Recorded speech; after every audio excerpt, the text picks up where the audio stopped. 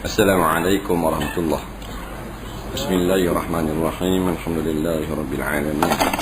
Wassalatu wassalamu ala asyrafil anbiya wal mursalin sayyidina Muhammadin wa ala alihi wa sahbihi ajma'in.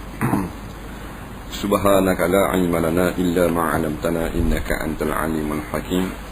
Wa la hawla wa la quwwata illa billahil aliyyil azim. Pengumuman kereta TAQ 96, TAM 5511, TAL 9383. Boleh halif sikit tak? Saya menyekat laluan masuk ke flat. Ngadak ke rumah JKK tu.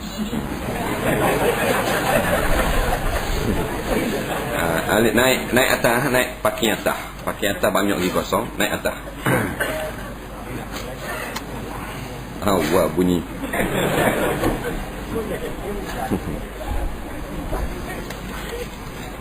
Muka surat berapa tak? Ya? 321.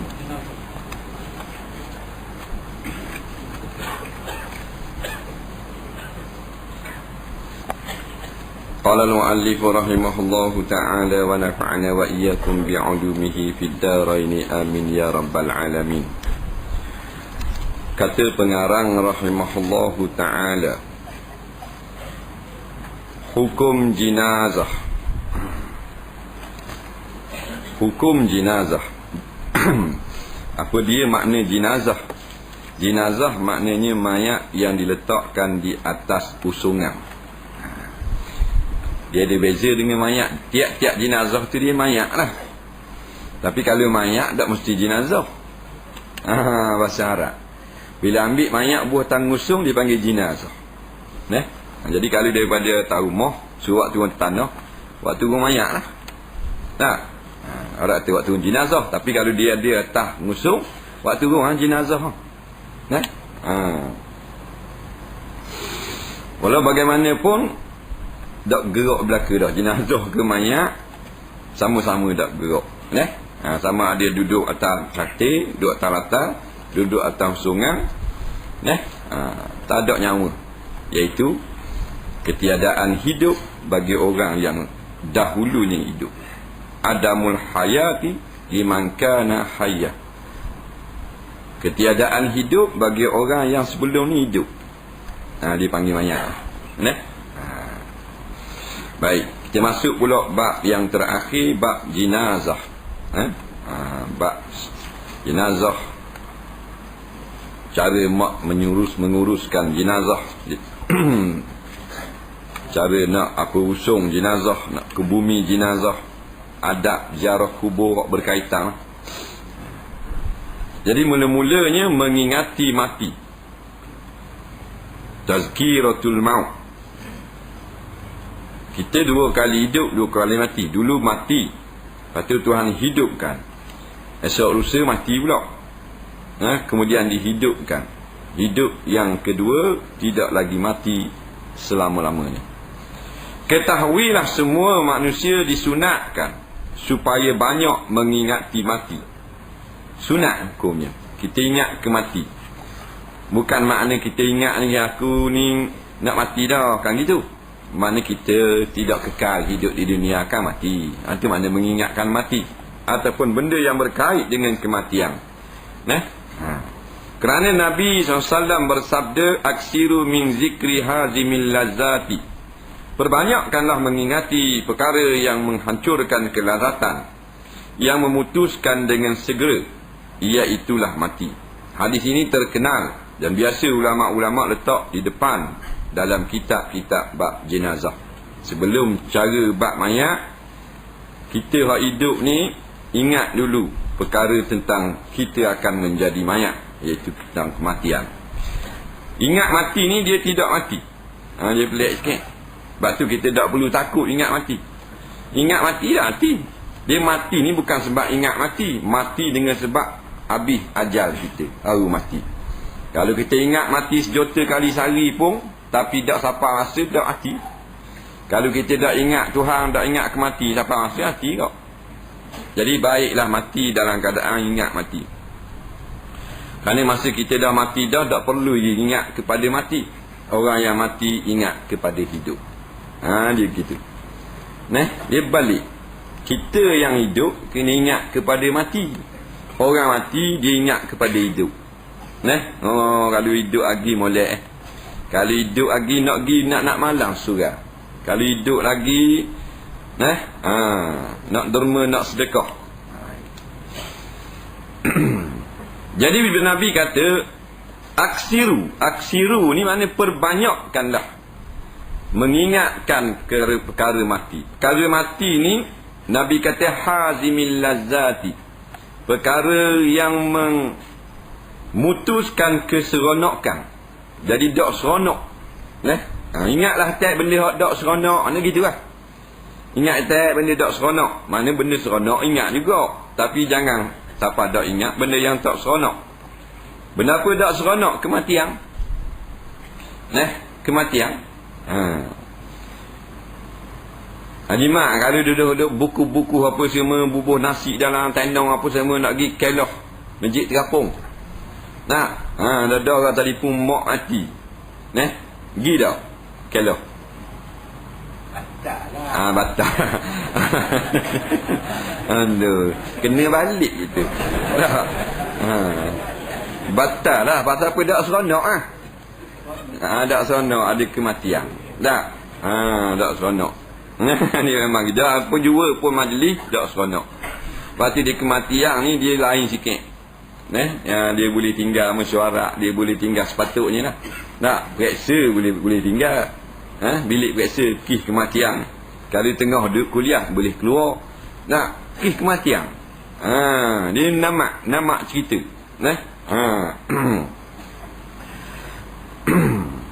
Kalau kita tengah maknanya duduk suka, ada kematian jadi tak suka.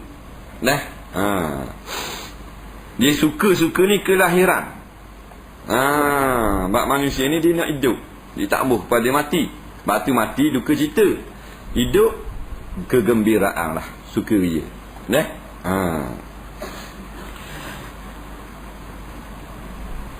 Kalau kita tengah nak buat maksiat, tengok kemalangan depan dia tak seronok.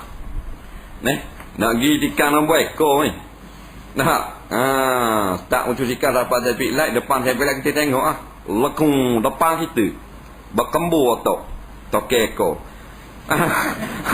Allah warna gini tak sedap ni. Tak seronok. Tak seronok.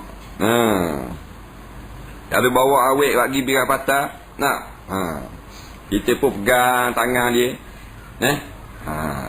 Tangan kiri peluk alik pinggang. Dia pun baca bak mau. Tak. Cerita hal malakul maut mana ni bang kalau mari ambil nyawa, tak buat apa-apa, jadi tak seronok dulu. Mulai cewek cerita ni.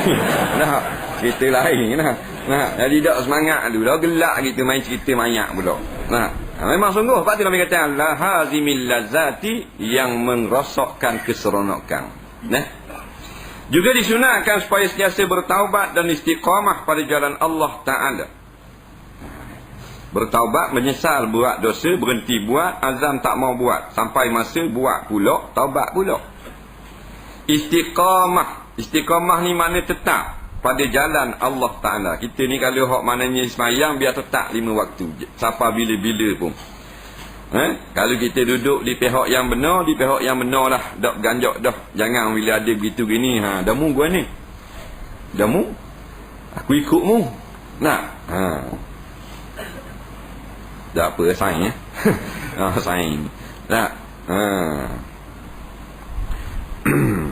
Sama ada pemuda, orang dewasa atau orang tua yang telah beramar tetap atas jalan agama.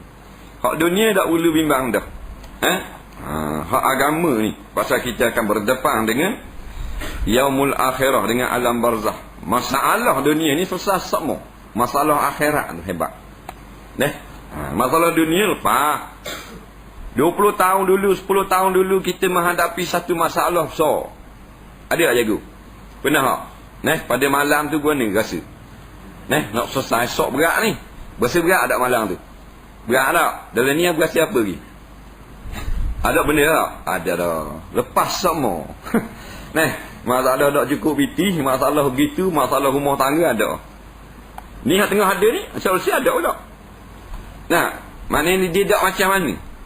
Masalah akhirat ni. Orang muda tetaplah kalau dengan kita duduk dengan jemaah, suka dengan kuliah, mari semua lah. Jangan berasa mu pandai dah, dah pergi dah. Mu 2 tahun dah dengar. Mu sama kelas dengan ustaz dah, dah pergi dah. Kita pun buat hal dah. Duk main lewa tak kelayang pula. Rugi kita. Kereta TAQ 96. Tolong alis sedikit kenderaan sebelah depan. Buat depan tu sikit ni. TAQ 96.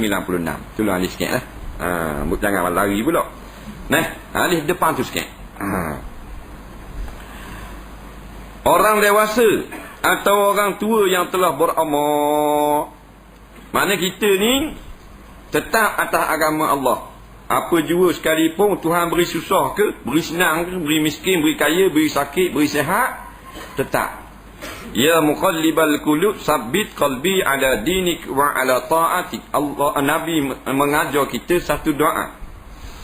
Ya Allah, ya Tuhanku yang telah memusing, yang boleh membalikkan hati manusia, maka tetapkan hati aku atas agama Islam. Maknanya duduk atas jalan yang benar. Tetap. Jangan beri bergoyah, jangan beri bergoyang. Sekalipun diendeng, diumpan-umpan dengan duit dan dunia. Jangan. Dan Tuhan beri tetap. Mak rempik tak bergoyang. Dia gitu. Tetap bersama Islam. Tapi kalau Tuhan nak kocok, Al-Hafiz. Al-Hafiz. Rebah menyerap. Jangan main. Mak rempik alik betul ya boleh bilang. Alik betul patut benda. Dah beliu. Dah ingat terus. Tapi tetap bersama ulama. Dah Tuhan ini tetap hati. Suka tengok orang pergi surau ramai. Biar dia tak pergi pun. Tuhan tetapkan hati. Ada kasih. Tapi dah kalau Al-Hafiz dah Tuhan pusing. Pusing habis. 200 tak gerak. 1000 nunduk lagi. 5,000 lenggak tunduk balik. Juta nerak terus.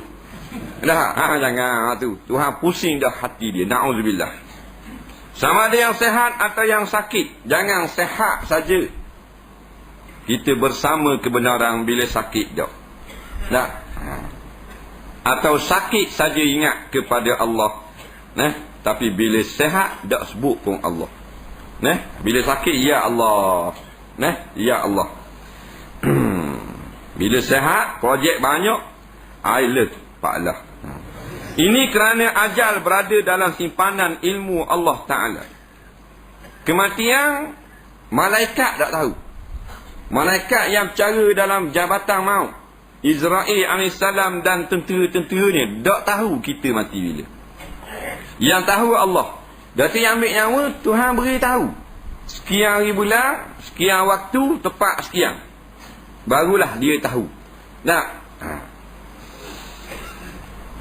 Dan mati pula tidak semestinya lebih hampir kepada orang tua daripada orang muda. Tak mesti orang muda mati kediam. Toki jadi seh ratik. Dia mati cucu. Tangga di lori belomba. Toki tua dah 90. Mayat hak kuat ratik 15 tahun baru. Muda mati tak? Baru beranak mati. Sebulan mati. Kan aku bagi aku bersengat aku 60. Bagi. Orang lain 80 lagi ada. Aku baru 60. Nafsu kata. 60 lagi suruh lagi duduk petang. Jangan main. 30 mati, separuh daripada 60. Dulu 60 penyakit jantung. Ini 20-an. 20-an rekod kena sakit jantung. Dulu gaul umur 50 bekak kaki. Ini budak dekat tahun 5. Kau pendek kamu, kau dekat kamu. Timing kau mari rapat kamu. Perempuan dulu hak barah, buang dada. Umur 40-an ke atas. Ini 20-an. Nyakit. Dia cari hak muda pula. Kau muda.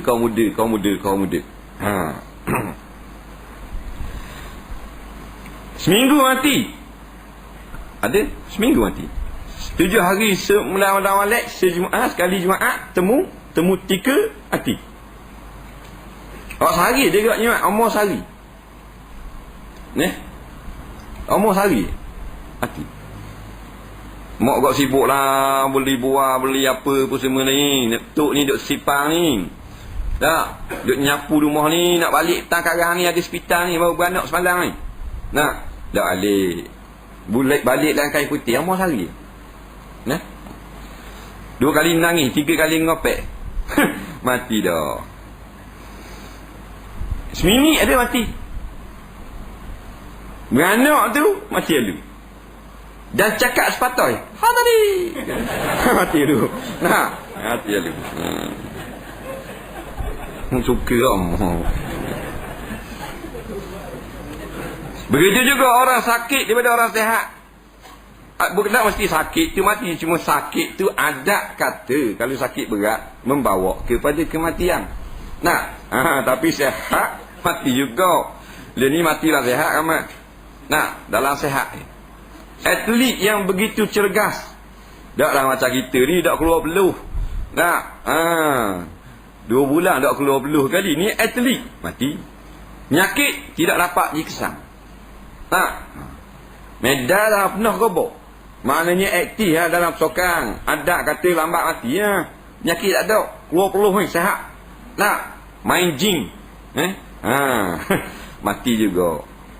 Ahli sokang. Pemain bola, tengah bawa bola, mati. Profesional. Kelak akan apa? Profesional ni. Liga Division 1 Perancis. Tengah gelek bola. Gebah mati tu. Orang muda. Orang tak sakit. Orang sakit, mati tak? Kadang-kadang orang sakit tak mati. Hak nawak orang sakit mati. Datuk sakit hospital, nak kena belah kepala tu. Baruh lagi tu gini. Darah dah, nyakit tua dah. Nak cocok, nak masuk air, doktor tu tak boleh masuk air. Pakai isak dengan straw lah senang. Pasal apa? Orang keras habis lah. Cucu hak mari nawak, dah mari nawak. Tok tanya pahana dak mari. Adik ye. Mati dah tu. Mati dah tu. Gelasok tangga. Betul. Begitu juga orang sakit pada orang yang sihat. Berapa ramai orang muda disambar maut dalam keadaan dia tenggelam dalam mimpi-mimpi muda ni. Orang muda lah ramai mati ni. 5 sekawan terbunuh. 5 sekawan terbunuh. Dalam kereta. Dia lah orang sihat lah ke? Dalam sihat, habis. Bah berhenti, sodok di lori, kereta berhenti, tepuh ni bah macam dalam mesin. Tengah tidur mati terus. 18 penumpang terbunuh. Bah brek rosak. Tengah sihat. Tengah dibuai mimpi, esok nak jumpa dengan girlfriend. Habis sebuah bah. Mati 2 beradik mati berpelukan kebakaran. Jedah 1 dengan jedah 2. Cek.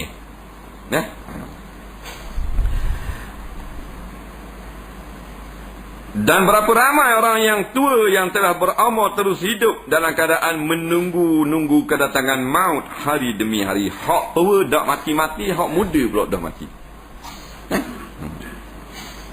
Hak muda mati. Patut hak tua lah mati. Cucu dia pula beranak 2 bulan kena demam panas mati. Orang nak tengok ramai tu. Allah Ta'ala tak kira kita. Hak dia. 2 bulan ke 2 minggu hak dia. Nak ambil balik barang dia kan. Kalau ikut ada kata hak tua dah mati dulu. Puas dah tengok muka. Tak mati-mati. Dah akan nak baca Yasin. Habis orang dah mari. 4 kali baca Yasin. Panggil kali yang kelima dah mana pula? Orang tak baca Yasin pula Dah ya baca Yasin tak mati pun. Faham? Baca surah Ar-Ra'd nak suruh keluar roh. Tak tobik sekarang roh. Dengar Assalamualaikum, bangun congok. Nak bayar witi dia dua. Bangun congok. Segar lagi dengar orang nak bayar sewa.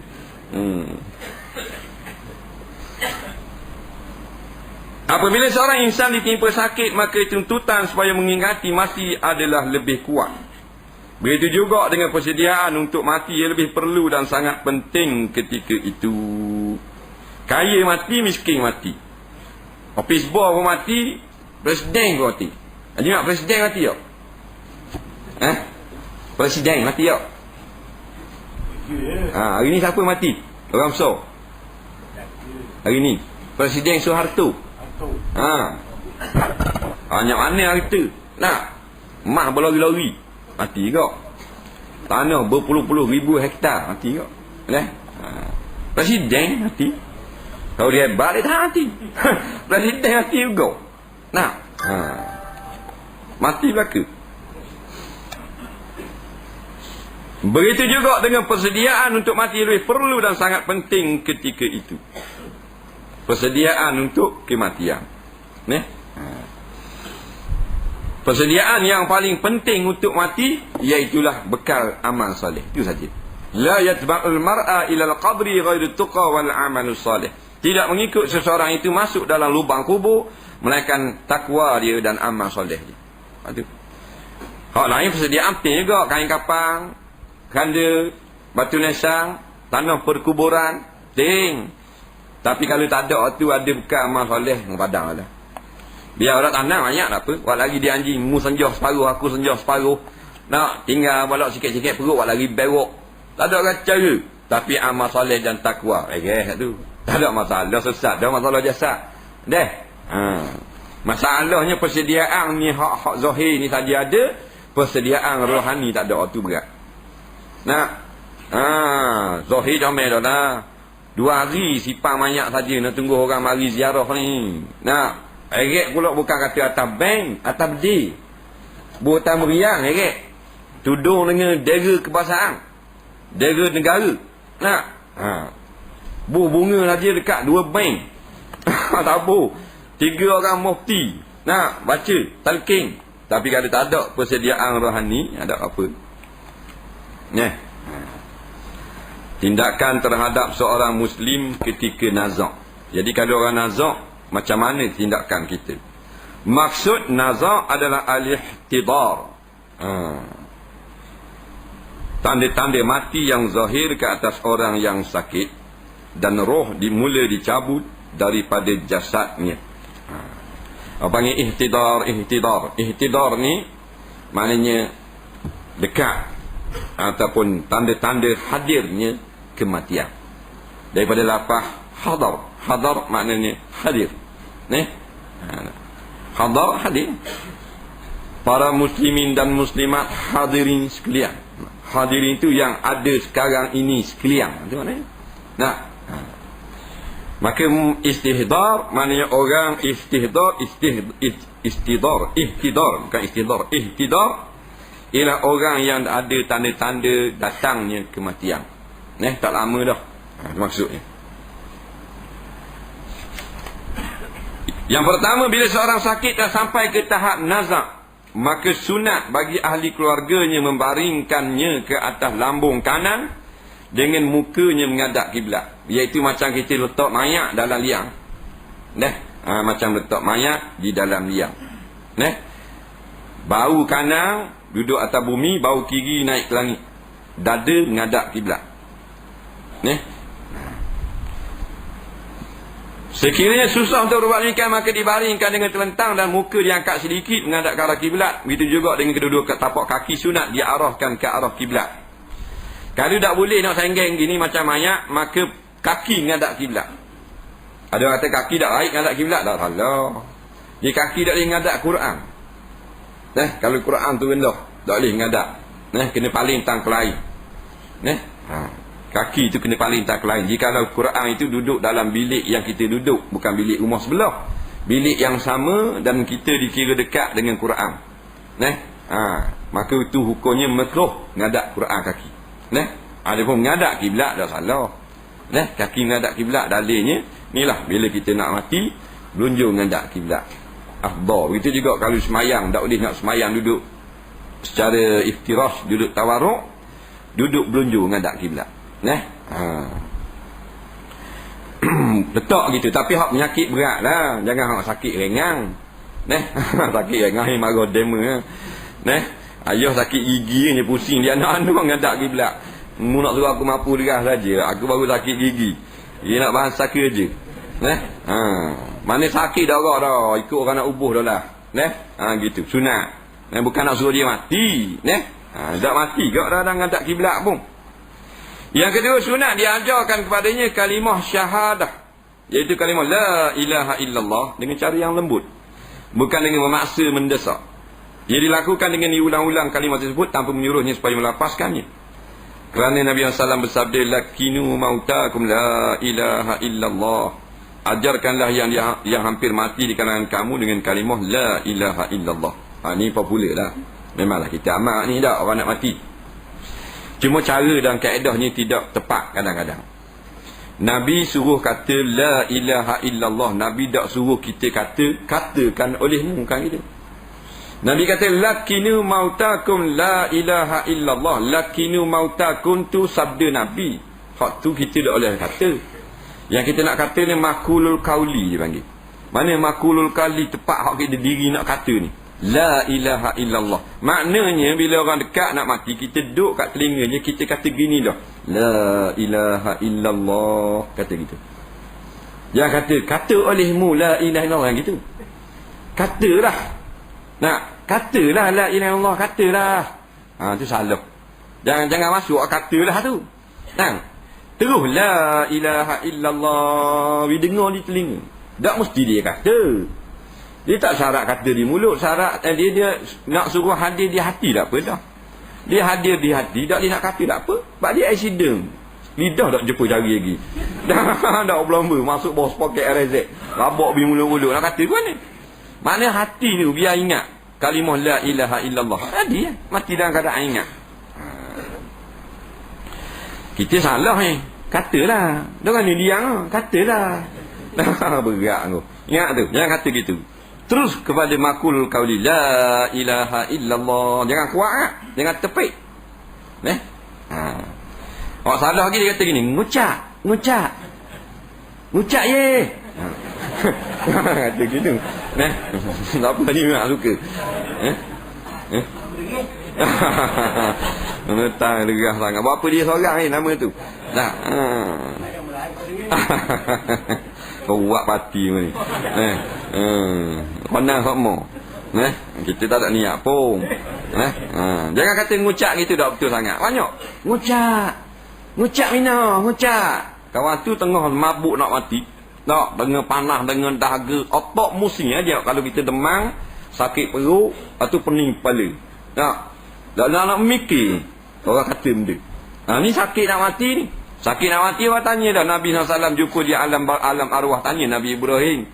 Ya Ibrahim alaihissalam, mu ni bapak segala Nabi, mu Khalilur Rahman, kekasih Tuhan. Allah Ta'ala cabut nyawamu, merasa guana gitu. Nabi Ibrahim jawab, merasa macam dia ambil batang duri, kemudian dipenggam dengan kapas yang basah, kemudian diluruk kapas tersebut dengan duri secara sosang. Batang berduri itu adalah roh, dan kabu tu adalah jasad kita. Terik roh tu macam kita terik duri sosang, soyok habis lagi daging. Itu Nabi Ibrahim. Yang membina rumah Allah yang pertama, tak tahu keadaan jasad ataupun roh yang tukang rombok rumah Allah. Tukang rombok masjid tak tahu gua ni. Ni tukang bina rumah Allah, kekasih Allah. Jangan kata ngucap itu. Dia tengah pening, benda cak bunyi, kicak ke apa. Hak lebih bodoh lagi, dia pergi ogeh hak nak mati. Dia ogeh terus nyakak kepala. Tak benar dah aku ni. Ada. Tak benar dah aku. Buat daramu ni. Tak bagi tu. Ada pula nak berkenalan ketika nak mati. Kawan nazak, sakaratul maut, terlampau sakit. Tanya kenal dia. Buat daramu ni. Aku ni. Ketung. Kabur. Tak ingat dah. Kawan tu bodoh lah ke tu. Tanya apa? Nak kenalan pasal tu buruk lah. Bawa gambar 2 ping. Tak banyak salah ni, banyak salah. Banyak salah. Mati petang, pukul 6 petang. Tak, tanah palu. Esok. Tanpa bau banyak. Jahiliah lagi tu. Nah, ya kalau tanah pukul 6 petang, kita ikhtiarlah malang. Orang nawak pahisa. Nak, pukul 10 panggil orang semayang. Nak, tanam pukul 11. Lihat dia. Nak, sama tu. Dah nawak 3 jam. Dah umum belaka. Tak dah lah, tak awak mandi. Tak ada orang mandi kata esok lah boleh. Tak apa lagi boleh tahan kira dah tak ada. Tak, esok lah sipang. Umum semayang-mayak pukul 9, pukul 8 orang mari nawak.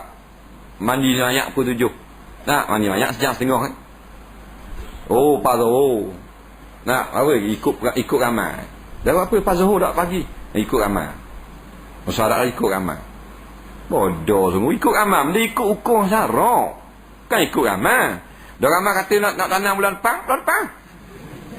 Ikut hukum syarak. Dia dah lebat hukum ni tak ada mesyuarat. Di mesyuarat ni tak ada hukum. Tak ada ditetapkan kubur mana. Kubur depan rumah, kubur kat Nun. Kapur suti lagi. Itu lain.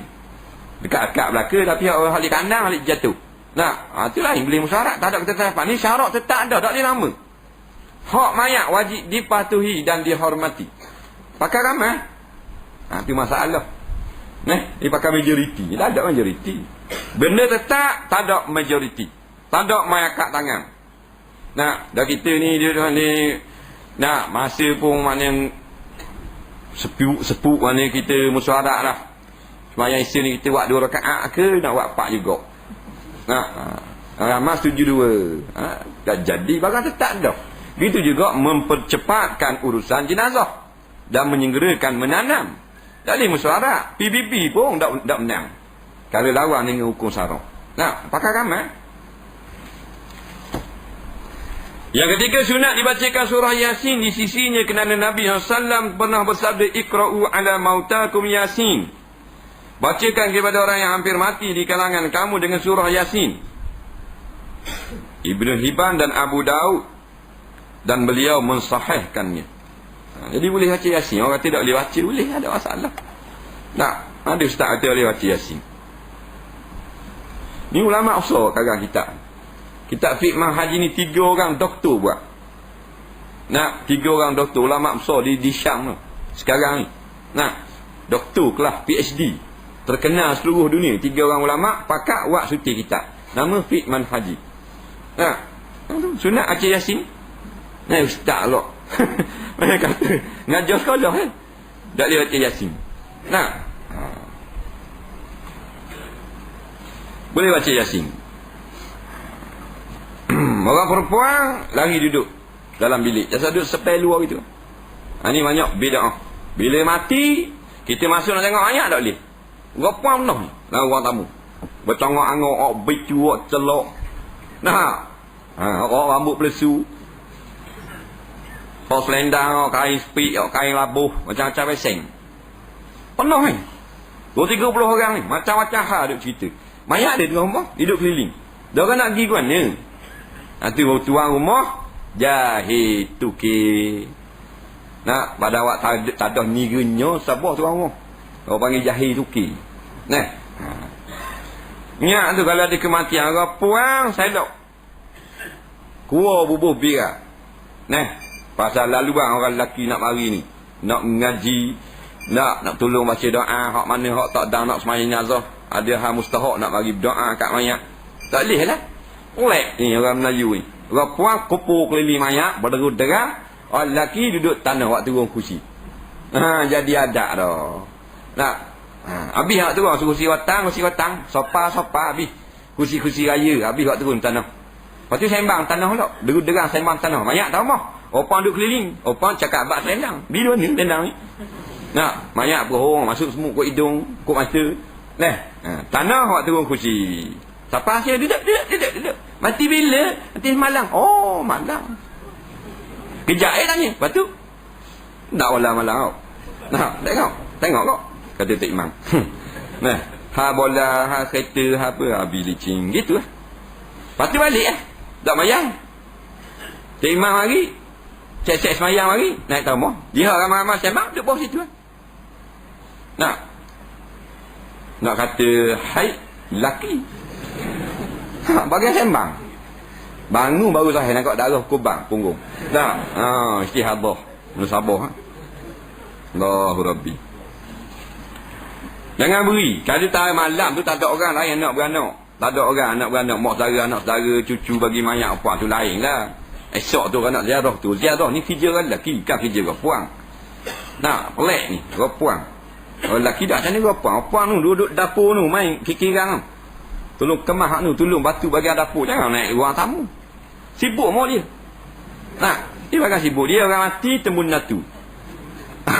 Dua tu. Nampak? Orang mati tembun natu ada. Dengar orang mati. Terajun halu lah Allah. Mandi. Tabang. Nak pergi nawak ni. Nah, tadi kemas katung ni depan tuk lelaki. Macam tak ada rimba. Nah, merak ada orang mati. Mandi lalu buah bakti. Nak lama bedak. Celok ni siapa lebih ni pada 2 inci. Mak haji. Ada. Tengok orang mati, gedi, bau serbuk, selendang atas bau, rambut tu bik copeng, spek hitam. Macam-macam beseng tengok orang mati. Berat nanang. Tak susah masalah. Kau paruk dia ni. Nah, ni tengok orang mati gitu. Nabi kan bodoh kan? Mu nak pergi mana ramai-ramai orang puang ni? Nak pergi rumah orang mati. Ada orang mati. Nabi kata apa? Mu tukang mandi. Tak. Mu gali kubur. Tak. Mu pikul mayat. Tak. Boleh. Tak ada faedah. Susah masalah sekarang. Tengok. Faham? Pergi jumpa dia. Jom dia. Orang naik semayang. Dah lari. Congok situ. Orang naik semayang. Orang mana nak lari kan? Nah. Dia duduk tengah rumah. Dia duduk tepi. Dah. So tak bilik. Orang semayang naik dah. Orang semayang siapa dah. Dia duduk tepi. Tengok kereta imam. Tok imam dah tengok tak dia. Tok imam pula mati bini. Dah. 5 orang depan. Mulut bicu. Celok. Pipi kelabu. Dari hijau. Macam macam. Tengok. Orang semayang tak lagi. Diri dia. Diri sengih. Begitu. Tengok ke orang semayang. Siapa ada ingat? Tok imam rokok tu. Dah. Orang tengok tak jadi kaca. Jeng habis. Itu kata. Betul semula lah. Bukan kata nak kata pun. Dia betul semula. Nah. Biar jadi jamai. Yang tidak jauh-jauh juga harga dia ni. Yang keempat, disunatkan kepada pesakit merasai tanda dan sakit maut supaya segera baik terhadap Allah Ta'ala. Wallahu a'lam.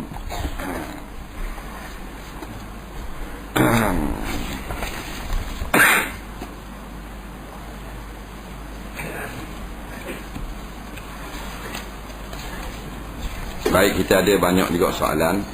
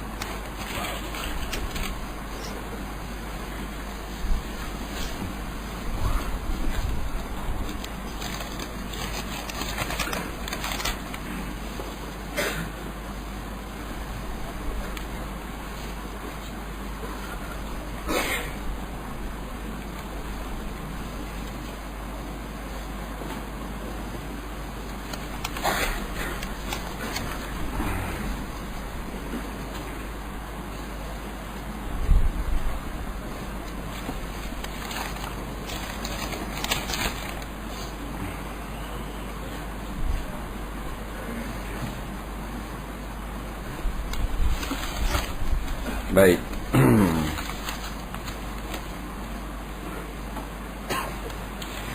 Soalan pertama, jika terbatal 3 kali solat, adakah terbatal wuduk? Dia kata kalau kita 3 kali batal dah semayang, batal dah wuduk. Dia semayang rakaat 3 ketuk. Itu memang batal wuduk. Contoh. Dia memang batal wuduk. Baik. 3 kali terbatas semayang. Umpamanya dia terlupa niat. Yang pertama semayang terlupa niat. Batal dah semayang. Semayang pula kali yang kedua. Tak. Maka Dia berjalan, berlangkah 3 kali turut-turut, batal pula. Solat pula yang ketiga, batal juga. Wuduk mana? Batal kok. Jawabnya, jikalau yang membatalkan solat itu adalah perkara yang membatalkan wuduk, maka batallah wuduk. Tapi kalau perkara yang membatalkan solat itu bukan benda yang membatalkan wuduk, tak batal wuduk. Walau 1000 kali pun batal semayang. Dia wuduk masalah lain. Ada kali batal semayang, batal wuduk. Ada kali batal semayang, wuduk tak batal.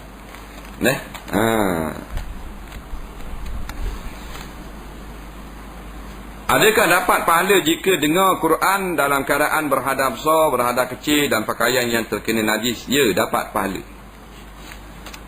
Dapat pahala. Cuma lebih lagi afdal jikalau kita bersuci daripada hadas dan bersuci daripada najis, maka lebih lagi dapat pahala.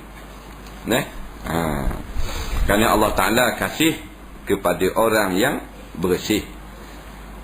Inna Allah yuhibbul mutatahhirin. Allah Ta'ala sungguhnya kasih sangat pada orang yang membersih diri.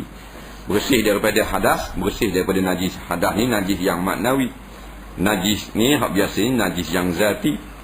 Jadi umum Allah Ta'ala kasih pada yang bersih. Maka 2 pahala. Pahala bersih se, pahala dengar Quran se. Tak syarat kena bersih, kena mana ada wuduk. Tak syarat kena mandi baru boleh dengar baca Quran. Tak syarat. Yang syaratnya kena ada wuduk, nak pegang Quran. Nak baca saja tak perlu wuduk. Syarat nak kena mandi, nak baca Quran. Kalau belum mandi hadas, tak boleh baca Quran. Jika was-was akan solatnya selepas solat, adakah batal solatnya tersebut? Lepas sembahyang dah, mari was-was.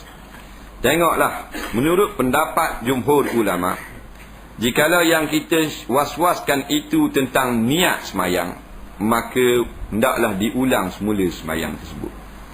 Tetapi kalau lain daripada niat sembahyang, umpamanya bila dah habis dah sembahyang, dia pun mari dalam hati, aku rokok kedok tadi, rakaat yang terakhir.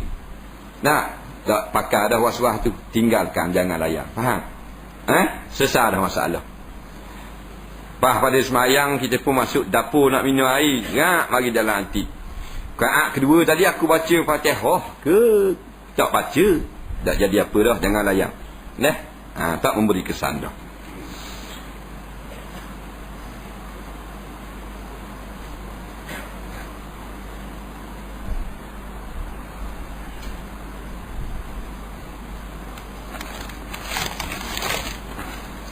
Adakah dapat pahala duduk dalam majlis ilmu yang bercampur gaul laki-laki dan perempuan?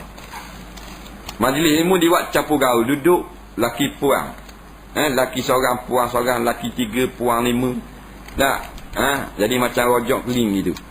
Dapat tak pahala? Pahala mendengar ilmu, dapat pahala. Dapat pahala. Tapi perkara hak salah tu tak salah. Masalah ni ilmu, masalah lain. Masalah ilmu lain, masalah adab dia lain. Dapat ilmu dan dapat paling ngaji, tapi dapat satu juga, iaitu kita telah melanggar peraturan syarak. Kalau kata dosa besar, dosa kecil.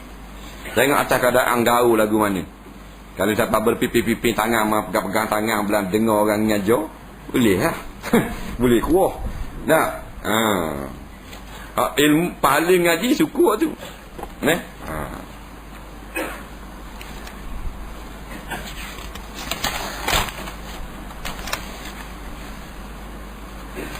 Bagaimanakah kedudukan saf makmum laki-laki semasa solat jemaah? Apakah kesalahan biasa yang sering berlaku semasa membuat saf? Adakah saf solat sekiranya saf tidak sempurna syarat? Baik.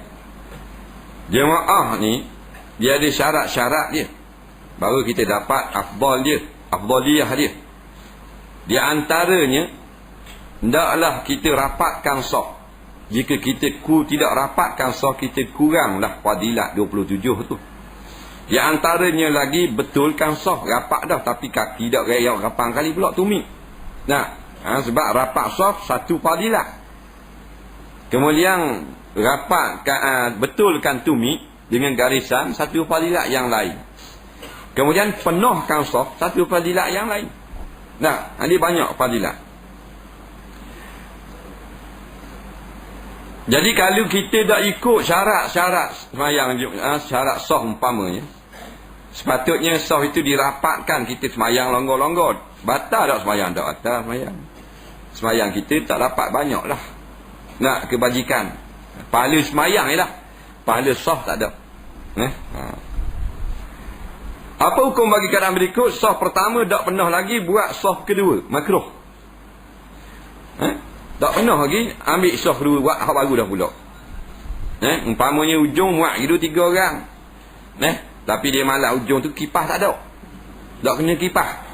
Buka saf baru ada kipas, makruh.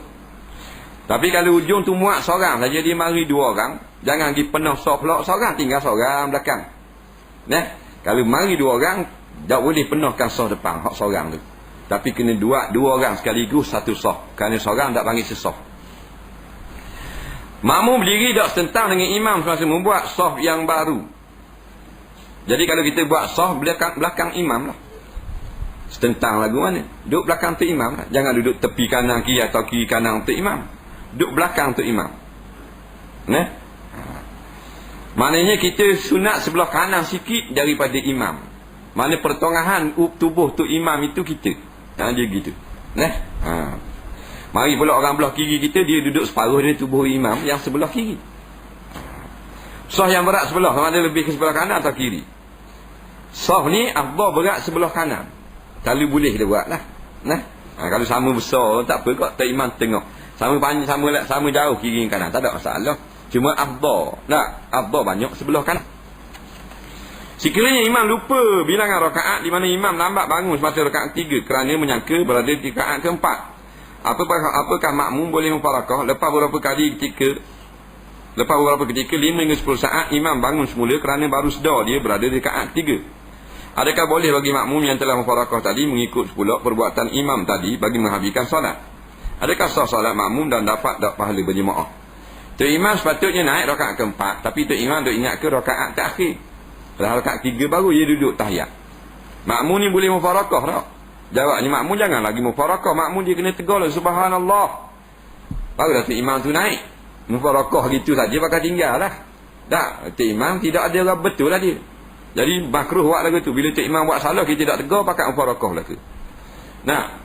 Kesalahan mana? Kesalahan yang tidak membatalkan dengan segera. Jadi dia tinggal sepatutnya berdiri naik rakaat keempat, dia tak ingat lagi duduk, kita katalah subhanallah. Kata gitu. Baik, katakanlah makmum ni lagi niat mufarakah, maka jawab sah sembahyang tak batal niat mufarakah. Tapi tak sepatut dia niat mufarakah. Dia tunggu imam di dalam berdiri, cara dia. Tapi dia niat mufarakah, sembahyang seorang juga. Kemudian imam pun bangun sembahyang, tambah betul balik jadi rakaat, dia berdiri balik. Maka imam niat mufarakah ni nak masuk semula niat berjemaah. Boleh ke tak? Jawabnya boleh. Tapi tu kata jangan niat lagi mufarakah tadi. Dia main tubik masuk gitu. Tapi ulama fiqh mengatakan dah kita niat mufarakah, lepas tu nak niat ikut jemaah semula, boleh. Dan sah sembahyang kita, tak batal sembahyang. Soalan seterusnya.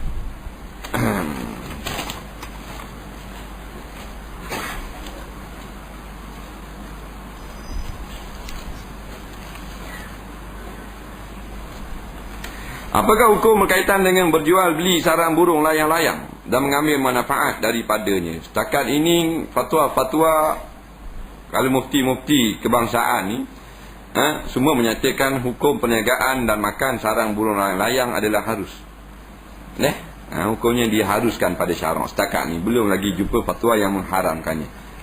Kalau ada fatwa yang mengharamkan ni, kita bayarlah pula. Jadi khilaf lah kalangan ulama. Kerana ailio selain daripada ailio anjing dan babi semua suci belaka. Ailio manusia kena di kain pelekat kita. Tak batal semayang dan tak wajib basuh. Ailio kucing, kita buat tahiyat awal gerak tangan, dia pun jilat tangan. Tak ada rasa basuh. Siapa suruh buat gerak? Ailio anjing dan babi saja. Maka ailio burung layang-layang pun suci juga. Suci juga.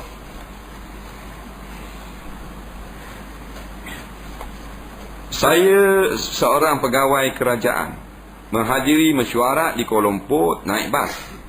Kemudian buat tuntutan tambang kapal terbang. Yang kedua, mendapat peruntukan sebuah bilik hotel untuk seorang, tapi dia membawa isterinya bersama menginap. Apa hukum kedua-dua perbuatan pegawai tersebut dari segi syarak? Yang pertama salah, yang kedua harus. Yang pertama salah, pasal dia pergi naik bas, kemudian dia khabar naik kapal terbang. Nampak? Tapi kalau majikannya membenarkan, umpamanya dia bekerja, majikannya memberi kebenaran kepada dia, ni memang hakmu, mu naik pun tak naik pun mu akan dibayar sebanyak ni untuk tambang kapal terbang. Kita pun orang bayarlah tambang kapal terbang 300. Kita ambil 300 tu, beli tiket bas 30 ya je. Tak ada masalah hak tu. Tu memang hak kita dah. Kerana kita diberi peruntukan sebanyak itu untuk kita keluar outstation dan sebagainya. Tapi kalau mana tidak ada ketentuan, hanya kita dibenarkan klaim apa yang kita naik. Kita naik bas klaim kapal terbang, ni baru salah. Kerana klaim itu diberi kepada apa yang kita naik saja. Tapi tadi peruntukan lain, mu naik tak naik pun jalan kaki pun 300 ni untuk straight pergi balik katakan. Kita pun naik lori free, 300 boleh kita, tak ada masalah. Tapi kalau maknanya dibayar mengikut apa yang kita naik, maka hak tu tak boleh. Hak kita naik saja kita claim. Kemudian dia diperuntukkan atas nama pegawai kerajaan dengan tugas-tugas dia, dibayar oleh pihak kerajaan sebuah bilik hotel untuk bermalam dan menginap, berehat, mandi dan sebagainya. Bini dia, anak dia masuk tidur attack, hukumnya halal. Hukumnya halal waktu. Kerana tidak ada ketetapan, melainkan maknanya perjanjian dengan majikan, akta-akta dia, bila tiap kali keluar mesyuarat, kamu akan dibayar percuma bilik hotel katakan, dengan satu katil, jangan bawa anak bini. Tu lain. Ini tak ada uruak apa. Kita duduk tu harga memang tetap 150. Tak kata anak bini, dia panggil orang kampung kita sekapung mari. Tak rugi juga pihak jabatan dan pihak kerajaan. Tak ada rugi apa-apa. Hotel pun tak rugi juga. Dia tak luak dah barang. Dia gitu. Soalan seterusnya.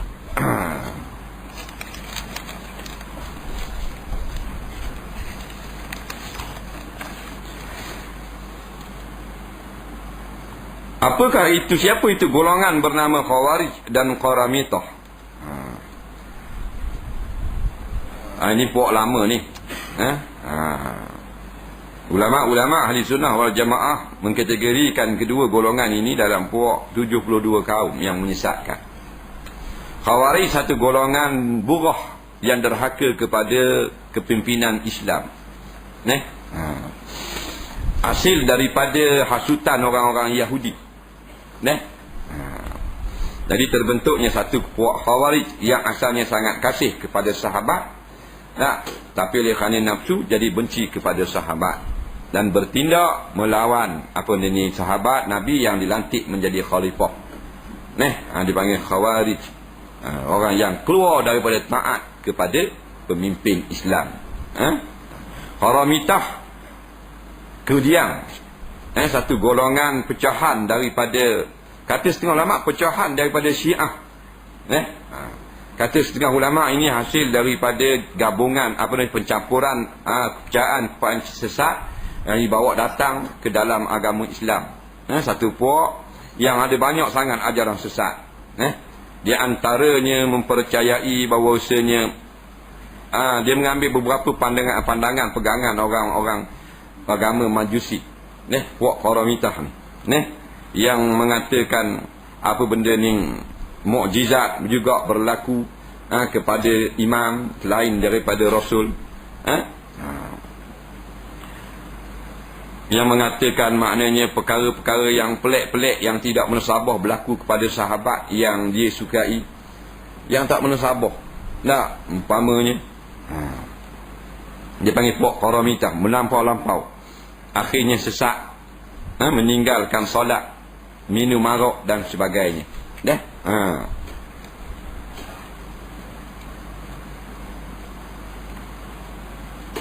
Saya dengar ustaz menceritakan seorang yang mati dalam keadaan mencari ilmu.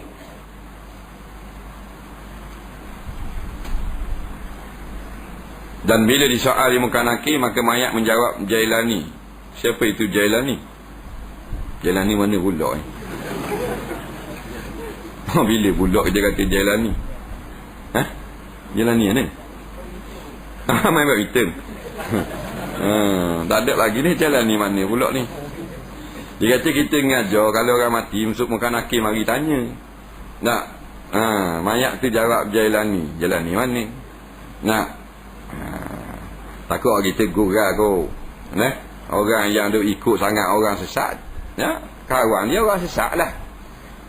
Orang yang maknanya duduk kasih sangat kepada nama penyanyi, dia sebut nama penyanyi itulah. Itu biasalah. Tapi Nabi taklah terang siapa detail gitu. Cuma orang yang dah ikut Nabi dia jawab Muhammadun Nabi. Orang ikut orang lain jawab orang lain. Atas apa dia kasih?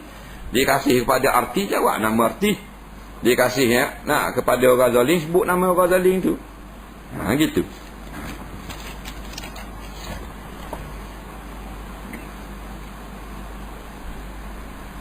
Semayang sunat ada adha, imam lupa takbir yang 5 kali rakaat kedua. Apakah sah semayang? Sebut ya sah semayang. Kerana semayang raya ni boleh kita semayang macam semayang 2 rakaat biasa boleh. Macam 2 rakaat sunat. Tak ada takbir boleh tak? Tapi takbir ni sunat sahaja. Jadi kalau kita buat takbir ni afdal. Takbir yang pertama 7 kali, Allahu Akbar, Allahu Akbar, Allahu Akbar 7 kali. Yang kedua naik diri 5 kali. Tiba-tiba dia terlupa baca, tak ada masalah lah. Nak orang dia terlupa. Mesti ada tempat dia lupa. Tak lupa kat takbir ni, lupa kat lain pula. Kalau tak lupa sama tak ada tu imam. Tu imam kah dia salah. Ada masalah, ada batas semayang. Perlukah orang yang di belakang imam menegur imam? Tak perlu. Apakah sah makmum yang sendiri angkat takbir 5 kali sedangkan tidak mengikut imam? Kalau 5 kali itu dibuat dengan berturut-turut, batal semayang dia. Kerana menyalahi imam. Tak boleh. Bila imam tinggal perkara yang sunat hai'ah, yang bercanggah sangat, apa benda dia panggil fahishah takhalluf, maknanya keji sangat bersalahan. Imam duduk seorang gini, dia seorang Allahu Akbar, Allahu Akbar, jadi pelik. Tapi kalau sekali, lepas tu lama sekali, maka tidaklah fahish takhalluf, tidaklah perbezaan itu keji sangat. Sunatkah sujud sahwi kerana lupa takbir yang 5 tadi? Tak sunat. Sujud sahwi ni terlupa sunat aba'at. Takbir yang 5 sunat hai'ah je. Apakah sah khutbah yang tidak dimulai dengan salam kepada jemaah? Sah. Kerana salam bukannya rukun khutbah, cuma sunat. Ustaz, kalau saya tersentuh buah zakat, batal tak air semayang? Mana pula ni?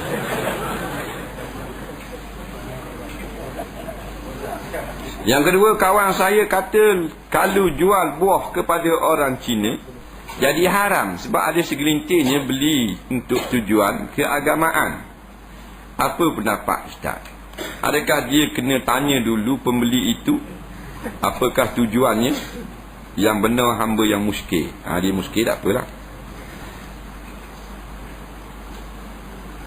Setuh batal tak Haji Mat? Abimana dia hak batal ismayang ni setuh pistol.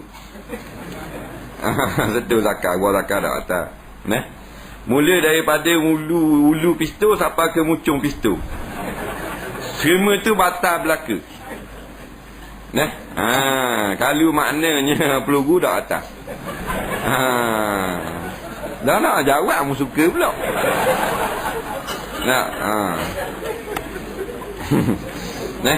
Faham tak? Puan tutup telinga.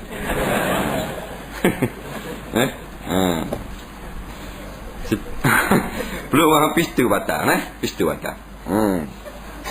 Pistol saja dia panggil man massa zakarahu falyatawadda. Barang siapa yang sentuh zakarnya kena ambil semayang. Start daripada hulu dinding perut kita ni sampai ke ujung helmet tu semua batal belaka.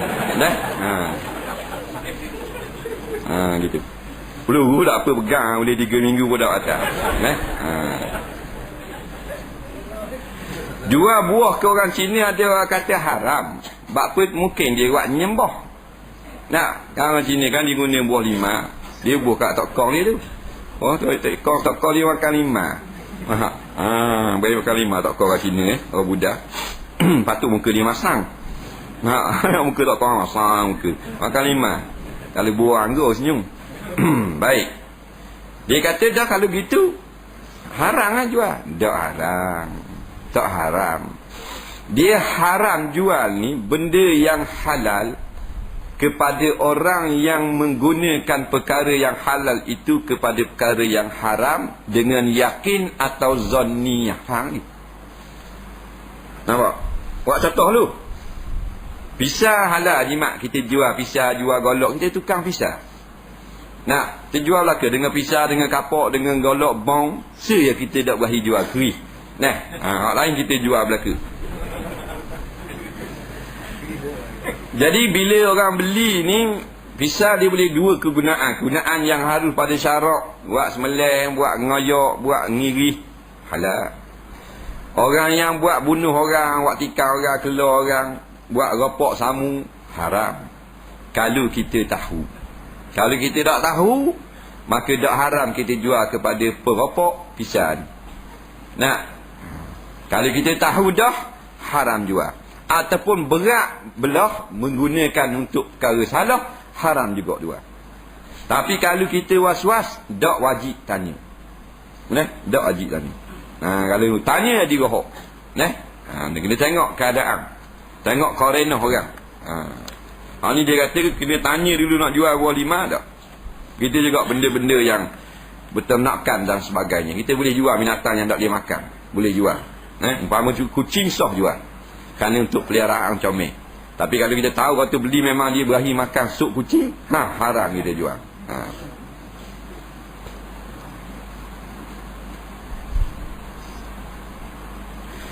Soalan, kami seorang janda muda. Minggu lepas awet ni janda muda. Ni kajimat ni. Arwah suami saya ada tanah, tapi sudah diberikan kepada anak mereka semasa beliau masih hidup lagi.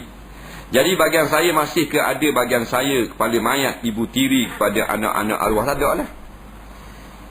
Dia tarikah ni maksudnya harta yang ditinggalkan oleh mayat selepas keluar roh. Dan harta itu dimiliki oleh mayat sebelum keluar roh. Tarikah ni daripada lafaz tarkun, tinggal. Tarikah tinggalan si mati. Maknanya sebelum dia menghembuskan nafas, harta tu milik dia. Bila mati, tarikah. Tapi sebelum dia menghembuskan nafas, dia telah pindah milik kepada anak dia, maka tidak jadi tarikah. Cuma kalau tidak ada bahagian untuk orang lain, umpama ada lagi waris yang berhak, diberi habis kepada anak, maka anak tu